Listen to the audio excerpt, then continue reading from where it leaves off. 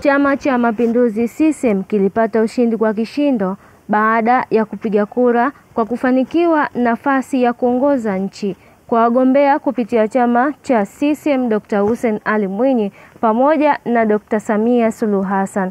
Furaha, bashasha, upendo umezidi kutawala na kuimarika kwa wananchi pamoja na wazee wa chama cha CCM.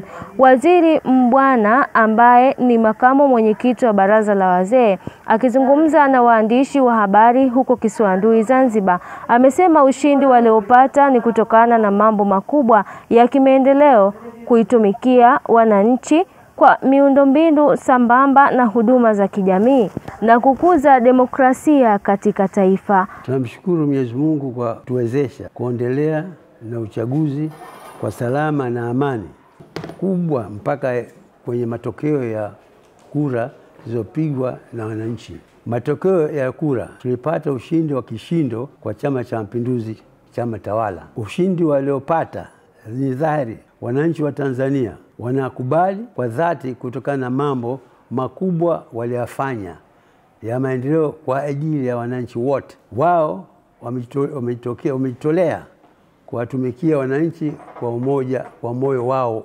wote.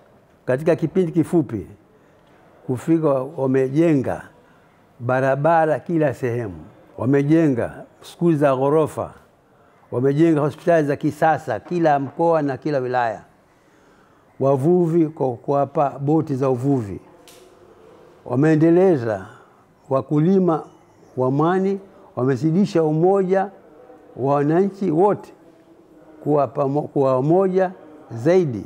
Akieleza matumaini yatakayofanyika katika kipindi cha miaka mitano, amesema tuna matumaini makubwa kwa watakao yafanya katika kipindi chao cha miaka mitano yote, kuinua wananchi walio na hali za chini na jamii zifanane.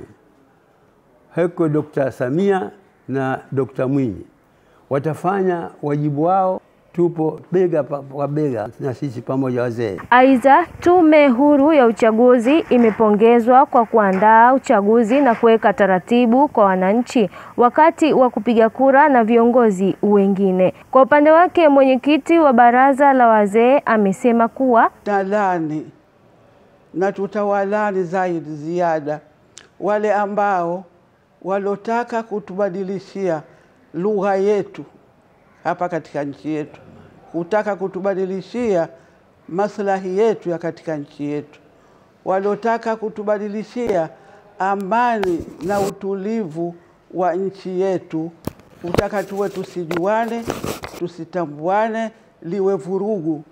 Hatuko pamoja nao, tunawalani na tutaendelea kuwalani kwa kitendo hicho ambacho wamekifanya.